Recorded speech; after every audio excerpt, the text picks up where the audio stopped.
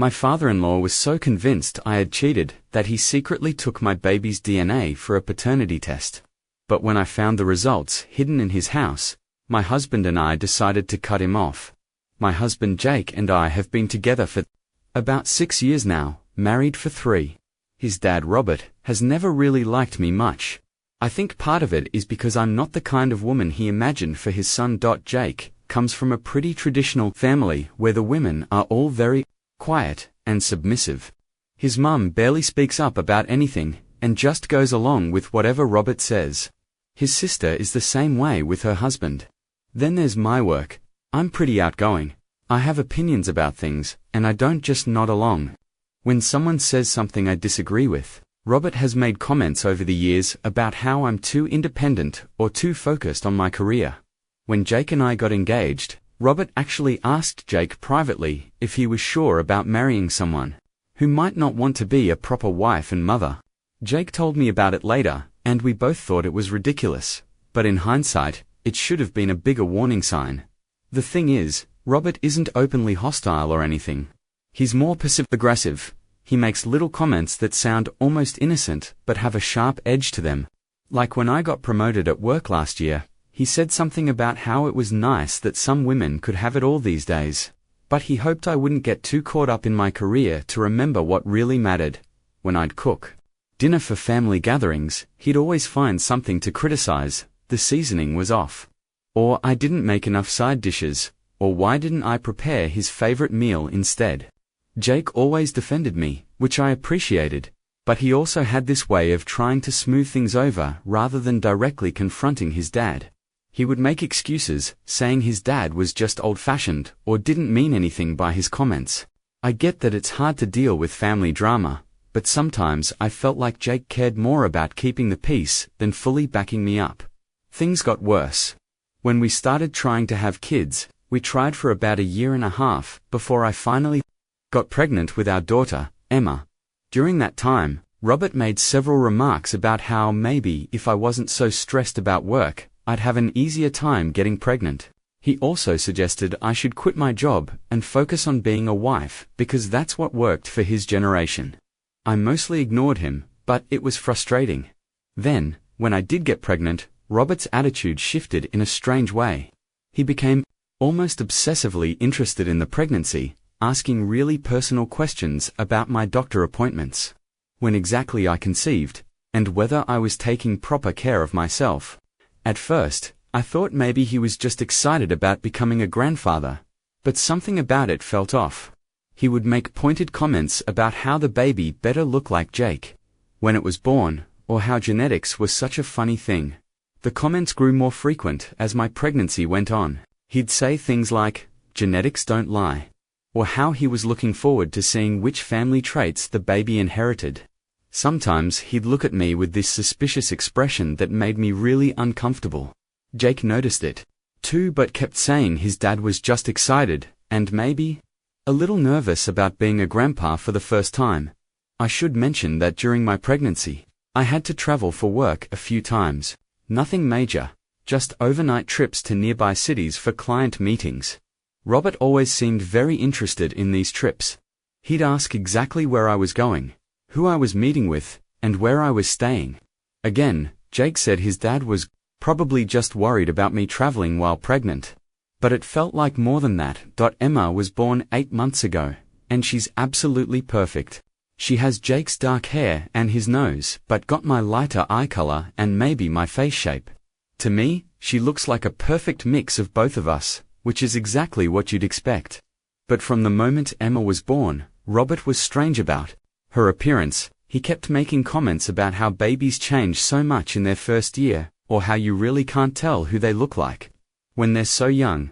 The first few months after Emma was born were pretty normal family-wise. Robert would come over to visit, bring gifts, hold the baby, but I noticed he was always studying her face very closely, like he was searching for something specific. He made comments about her eyes or facial features that seemed oddly pointed. Somehow, Jake and I were both exhausted as new parents, so at first, we didn't pay much attention to Robert's strange behavior. We were simply trying to get through those early months, but looking back, there were definitely signs that something was off with his attitude. About 4 months ago, Robert started volunteering to babysit Emma more often. At first, we were grateful because we were both so tired and could use the help. He offered to watch her for a few hours while we ran errands or took naps. He seemed to genuinely enjoy spending time with her, and she was comfortable with him. So we didn't see any reason to say no. But then, I started noticing strange things. A few times when we came home from errands, Emma would be wearing different clothes than when we left. When I asked Robert about it, he said she'd had a diaper blowout or spit up on her outfit, which seemed reasonable enough, but it happened more frequently than it ever did when she was with us. There was also one time, about 3 months ago, when I came home early from getting groceries. Robert looked really startled to see me. He was in the kitchen with Emma, and there was this moment where he seemed almost guilty about something, though I couldn't figure out what. When I asked if everything was okay, he just said he was trying to get her to take a bottle, and she was being fussy. Around the same time, I started noticing that some of Emma's things would be in different places after Robert babysat, like her hairbrush moved from the nursery to the living room, or her blanket folded differently than how I left it. Small things that could easily be explained, but when I started paying attention, it seemed to happen every time. Jake thought I was being paranoid. When I mentioned these things to him, he said his dad was probably just tidying up, or didn't remember exactly where things belonged, which was fair, I guess. I began wondering if I was just being overly suspicious because of my past issues with Robert.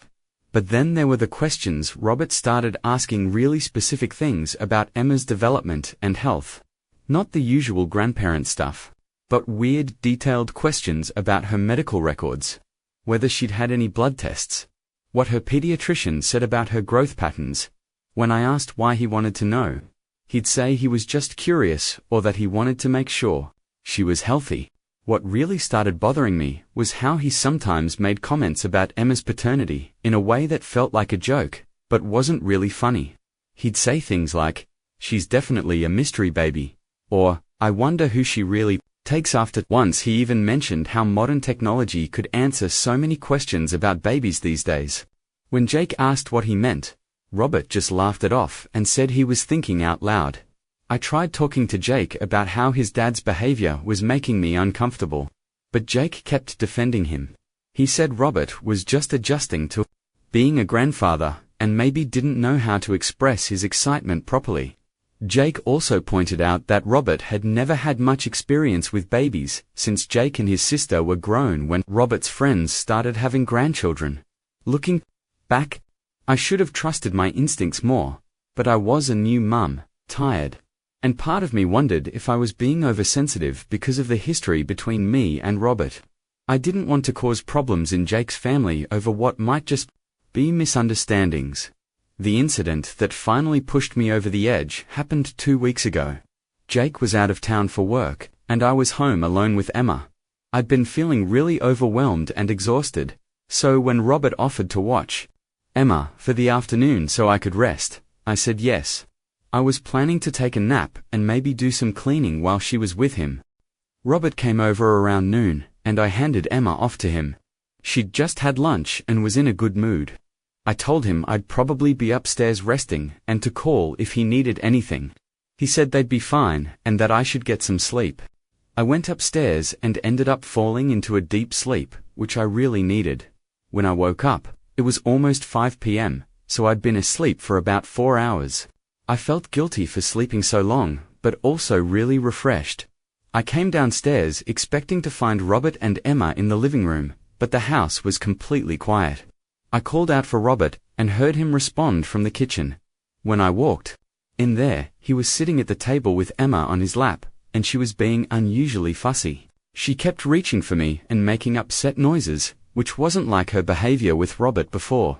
What was weird though was that Robert seemed really nervous when I came into the kitchen.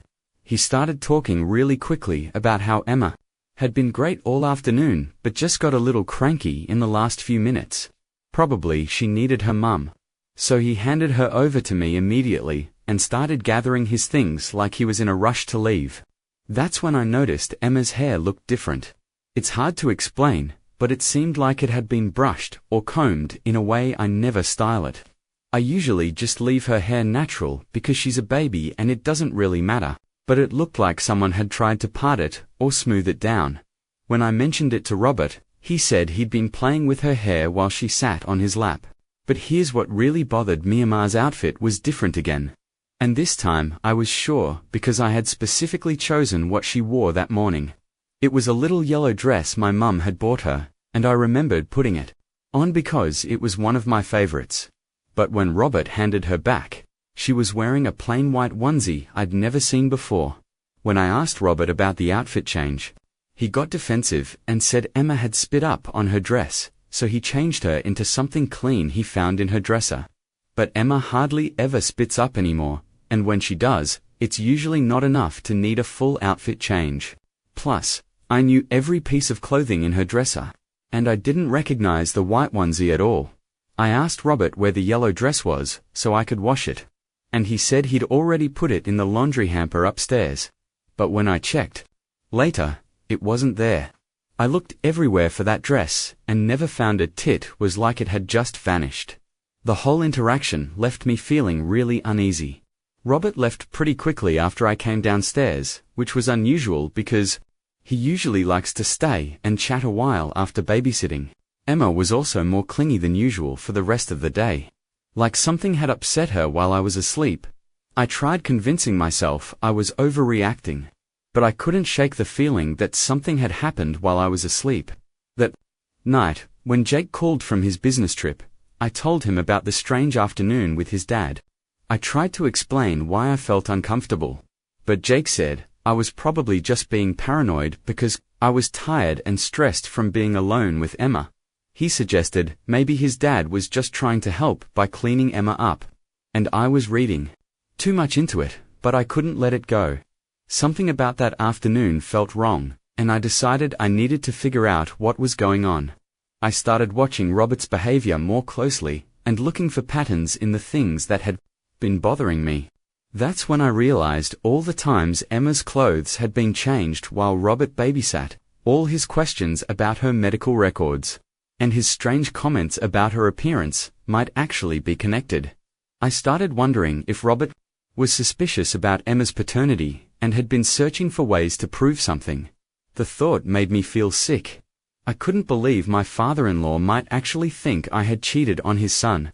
But the more I thought about his behavior over the past few months, the more it made sense. The pointed comments about genetics, the intense studying of Emma's face, the questions about my work travel during pregnancy, all of it could be explained. If Robert suspected I'd had an affair, I decided I needed to find out for sure what was going on. I knew Robert and Jake's mum were going out of town the following weekend to visit Jake's aunt, so their house would be empty. I'd been to their house hundreds of times over the years and knew where they kept important documents and paperwork. If Robert had done something like order a paternity test, he would probably keep the results somewhere in his home office. I know this sounds crazy, and I'm not proud of what I did next, but I was so desperate to understand what was happening. I got Jake's mum's spare key from where they hide it and went to their house while they were gone. I felt terrible about basically breaking in, but I needed to know if my suspicions were right. I went straight to Robert's office, where he keeps all his important papers and files. I started searching through his desk drawers and filing cabinets. Not really sure what I was looking for, but hoping I'd recognize it if I found it. That's when I found it in the bottom drawer of his filing cabinet, hidden under some old tax documents, was a manila envelope with Emma's name written on it in Robert's handwriting. Inside the envelope was a paternity test report from a lab I'd never heard of. The report was dated about 6 weeks ago, right around the time Robert had been babysitting Emma more frequently. And according to the document, samples had been submitted for both Emma and Jake. The results showed a 99.97% probability that Jake was Emma's biological father. I just sat there staring at the report for probably 10 minutes, trying to process what I was seeing. My father-in-law had actually stolen samples from my baby daughter and my husband to secretly test whether Emma was Jake's child. He had been suspicious enough about my fidelity to pay for a paternity test without telling anyone. But here's what made it even worse. The test results clearly proved that Jake was Emma's father, which meant Robert's suspicions were completely wrong. Yet, even after getting proof that I hadn't cheated, he never said anything to anyone. He just kept the results hidden and continued treating me with the same suspicious attitude. I took pictures of the report with my phone and put everything back exactly where I found it. Then I left their house and drove home feeling completely numb. I couldn't believe this was my reality. My father-in-law had been so convinced I was unfaithful that he secretly took genetic material from my infant daughter to prove it. When Jake got home from his business trip, I showed him the pictures of the paternity test report. At first, he didn't believe it was real. He kept saying there had to be some other explanation, that his dad would never do something like that. But the evidence was right there, in black and white. Jake was silent. For a long time, after I showed him the report, I think he was trying to process how his father could have done something so invasive and hurtful without telling anyone. Finally, he said he needed to confront his dad directly and get an explanation. So yesterday, Jake went over to his parents' house and asked his dad about the paternity test. According to Jake, Robert initially tried to deny it. But when Jake said he'd seen the actual report, Robert admitted to what he'd done. Robert's explanation was that he'd been worried about Jake getting hurt.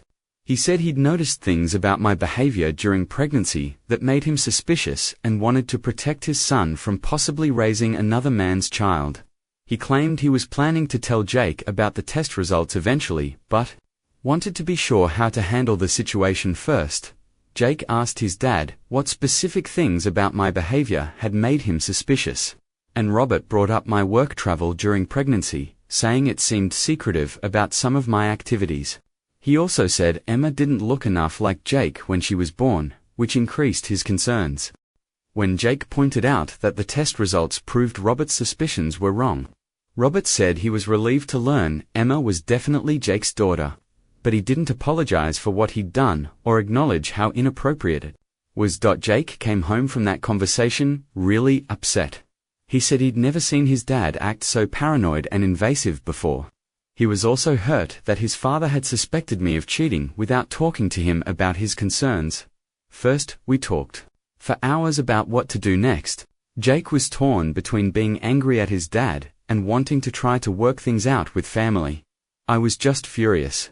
The idea that Robert had taken samples from Emma without permission made me feel sick. What if he'd hurt her somehow while collecting whatever he needed for the test? What if she'd been scared or confused during it? I also couldn't get over the fact that even after the test proved I hadn't cheated, Robert continued treating me with suspicion. If he'd really been worried about protecting Jake, wouldn't he have been relieved when the results came back? Instead, he hid the evidence and kept acting like I might be untrustworthy. After talking it through, Jake and I decided we needed to cut contact with Robert, at least for now. What he did was such a violation of our privacy and trust that we can't just pretend it didn't happen. He went behind our backs to secretly test our child, which crosses every boundary I can think of. Jake called his dad today and told him we won't be bringing Emma around anymore and that we need space from him. Robert got really defensive, saying he'd only been trying to protect his family. He claimed any good father would have done the same in his position. Jake told his dad that what he did was wrong, regardless of his intentions, and that we can't trust him with Emma anymore. Robert got angry and said we were overreacting, that the test proved Emma was Jake's daughter, so everything should be fine. That reaction just confirmed to me that we made the right decision. Robert still doesn't understand why what he did was so problematic. He thinks Robert justified his actions by saying that because the test results were what he hoped for, the violation of secretly getting the test didn't matter. Jake's mum called later and tried to convince us to reconsider. She said Robert had made a mistake, but that he loves Emma and just wanted to be sure she was truly part of the family. She asked us to think about Emma and how she'd miss out on having a relationship with her grandfather. So, am I the underscore for cutting off my father-in-law after discovering he secretly did a paternity test on my baby? Update 1. After we told Robert we were cutting contact, things were quiet for about a day. Then Jake's sister, Lisa, called to ask what was going on because their parents were very upset. Jake explained the situation to Lisa, and her reaction was not what we expected at all. Lisa said she wasn't surprised their dad had done a paternity test and that she had actually been wondering about Emma's paternity too. She said, "Emma doesn't look that much like Jake to me." And she'd noticed some of the same things their dad had noticed about my behavior during pregnancy.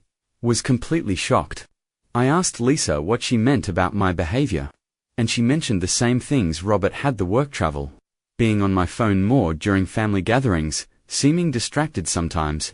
She said she and Robert had talked about their concerns.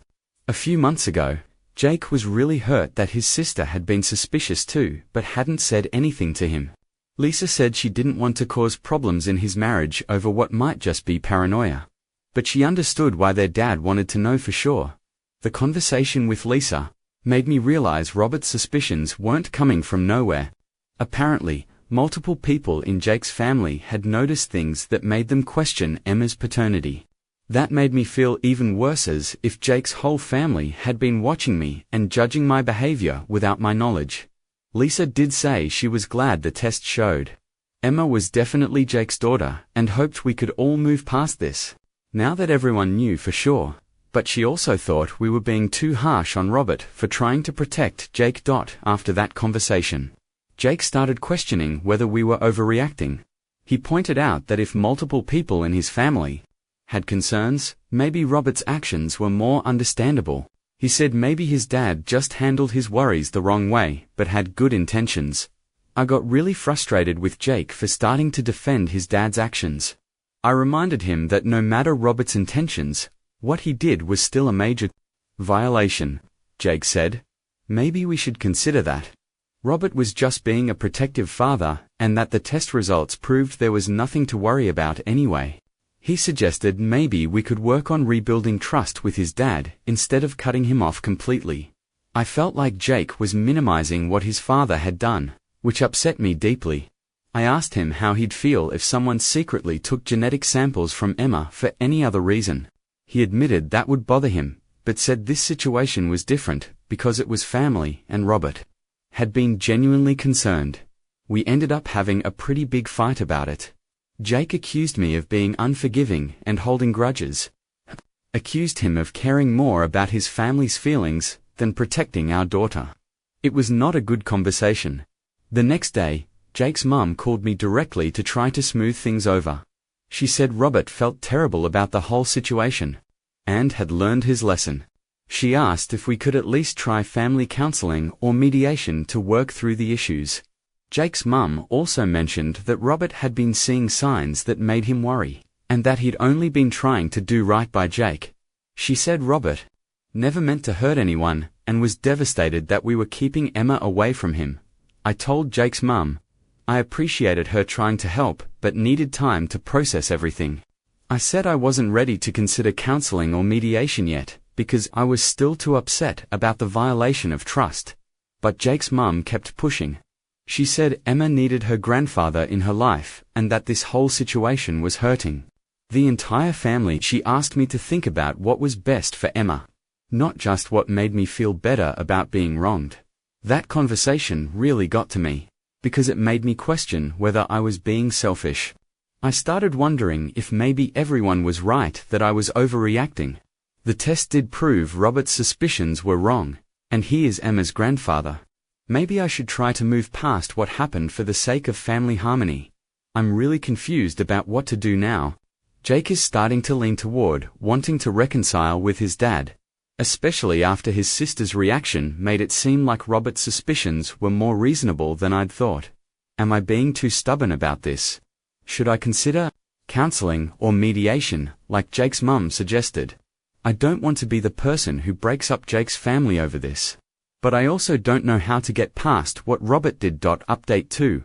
After everyone kept telling me I was overreacting, I started wondering if maybe they were right. Jake was getting more and more frustrated with me for not wanting to reconcile with his dad, and I was beginning to feel like maybe I was being too harsh. I decided to try to get more information about exactly what Robert had done, thinking that if I understood his actions better, maybe I could find a way to move past them. I wanted to know how he'd gotten the samples from Emma and Jake and what the whole process had been like. Jake agreed to ask his dad for more details about how he'd conducted the paternity test. I think Jake hoped that if we understood Robert's methods better, his actions might seem less invasive or scary. So Jake went over to his parents' house again and asked Robert to explain exactly how he'd gotten the samples for the test. What Robert told him was far worse than what I'd imagined. Apparently, Robert had been planning this for months. He researched different paternity testing companies and found one that would accept hair samples instead of cheek swabs because he thought hair would be easier to collect without anyone noticing. Over several babysitting sessions, Robert had been pulling hairs from Emma's head while she was sleeping or distracted. It took several sessions because he kept losing the hairs. He said he was very careful to only take a few hairs at a time so we wouldn't notice. He had also been collecting Jake's hair from his old bedroom whenever Jake and I came over for family dinners. But here's the part that made me absolutely furious. Robert admitted that on that last day when I'd fallen asleep and left Emma with him, he had actually given Emma some liquid Benadryl to make her sleepy so she wouldn't fuss while he collected more hair samples. He drugged my baby without my knowledge or consent. Robert gave medication to my 8-month-old daughter to make his secret genetic testing easier. When Jake told me this, I completely lost it. I started crying and couldn't stop. The thought of Robert giving Emma medication without telling me made me feel physically sick. What if she'd had an allergic reaction? What if he'd given her too much? What if something had gone wrong while I was sleeping upstairs? Jake was also really shaken by this revelation. He said he'd never imagined his dad would do something so dangerous and irresponsible. Giving medication to someone else's child without permission is not just inappropriate. It could have been really harmful. We immediately called Emma's pediatrician to ask about the safety of what Robert had done. The doctor was horrified when we explained the situation. She said giving Benadryl to an infant without medical supervision and parental consent was extremely dangerous and potentially illegal. The pediatrician explained that babies Emma's age can have unpredictable reactions to antihistamines and that dosing is very specific to their weight and medical history. She said Robert could have seriously harmed Emma and that we should consider reporting the incident to the police. That conversation with the doctor made me realize how much worse this situation was than I'd originally thought. Robert hadn't just violated our privacy by secretly testing Emma's paternity. He had actually endangered our daughter's health and safety to do it. I called the police to ask about our options for reporting what Robert had done. The officer I spoke with said that giving medication to a child without parental consent could potentially be charged as child endangerment or assault. He said we could file a report if we wanted to pursue legal action. Jake was really conflicted about involving law enforcement. He said he understood why I was upset, but thought getting his dad arrested might be going too far. He asked if we could handle this as a family matter instead of turning it into a legal issue. But I pointed out, this wasn't just a family disagreement anymore. Robert had committed what might be actual crimes against our daughter. The unauthorized medical testing, the secret drugging, all could be considered child abuse. According to the pediatrician and the police officer, we decided to confront Robert directly about the Benadryl before deciding whether to file a police report. Jake called his dad and asked him to come over so we could all talk about what happened. When Robert arrived, he could tell we were really upset. Jake asked him to explain again about giving Emma the Benadryl, and Robert immediately got defensive. He said he'd only given Emma a tiny amount, just enough to make her sleepy so she wouldn't be difficult while he collected the hair samples. I asked him if he realized how dangerous it was to give medication to a baby without telling her parents. He said he'd looked up the dosing online and had been very careful. He claimed he'd given her less than the recommended amount, so there was no real risk. That answer made me even angrier. Robert had essentially conducted a medical experiment on my daughter based on internet research. He had no medical training, no knowledge of Emma's health history, and no right to make decisions about medicating her. When I pointed this out, Robert said I was being dramatic and that Emma had been fine. He said lots of parents give their kids Benadryl to help them sleep, and that he'd been more careful than most people would be. Jake asked his dad why he thought it was okay to drug Emma without telling us. Robert said he'd known we would overreact if he asked permission. He claimed he'd been trying to spare us the stress of dealing with his concerns about Emma's paternity. I told Robert that what he'd done was child abuse, and that we were considering reporting him to the authorities. He got really angry and said I was being ridiculous, that he was Emma's grandfather and would never hurt her. But Jake backed me up. He told his dad that giving Emma medication without our knowledge was completely unacceptable, regardless of his intentions. Jake said he was disappointed and shocked that his father would endanger Emma's safety for any reason. Robert tried to argue that he'd been protecting Jake from potentially raising another man's child, and that a little Benadryl was a small price to pay for that peace of mind. He said we should be grateful that he'd cared enough to find out the truth.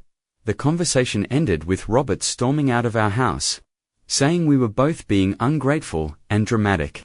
He said he'd done nothing wrong, and that we'd regret cutting him out of Emma's life over this. After he left, Jake and I talked about what to do next. Jake was really struggling because he'd never seen this side of his father before. He said he felt like he didn't know Robert anymore, and was scared about what else his dad might be capable of. We decided to file a police report about the unauthorized drugging. Even if nothing comes of it legally, we wanted an official record of what Robert had done in case something like this happens again. We also decided to get a restraining order to keep Robert away from Emma. The pediatrician had recommended this as a way to legally protect Emma from any future unauthorized medical interventions. Jake's mum called later that day, crying and begging us not to involve the police. She said Robert was just trying to be a good father and grandfather, and that we were destroying the family over a misunderstanding. But I don't think secretly drugging someone's baby can be called a misunderstanding. Robert made deliberate choices to endanger Emma's health for his own purposes. That's not something I can forgive or forget.